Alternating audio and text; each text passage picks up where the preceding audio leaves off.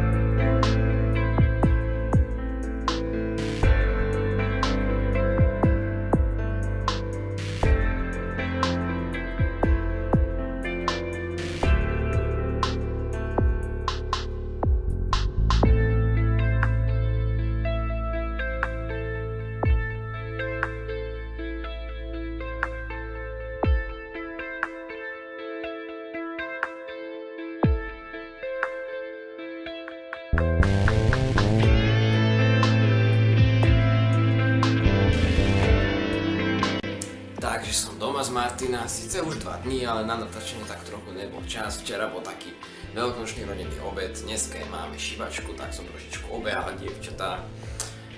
A dostal som zase návrh, teda respektíve prosbu, spomenutie vo vlogu, tak nebude to úplne vlog, ale bude to toto videjko, takýto záver, keďže máme ten veľkonočný čas. Tak Karin chcela byť spomenutá, takže Kajka, mimo Karin som bol ešte šibať ďalšie spolužiačky Zuzku a ich sestry. Kokšo, najviac som vyšibal dievčatá s mamou Katka dneska, keďže tu máme moja mamina Katka, Zuzkina sestra Katka, Adina sestra Katka. No tak, čiže a toto bol pôvodne video záznam z môjho výletu do Martina. Teda ak sa vám zostrihané video páčilo, tak to určite podporte lajkom. Ak ste niekto na tomto kanáli, tak určite sa pridajte k odberateľom a vidíme sa pri nových videách. Vidíme sa pri nových videách. Čus!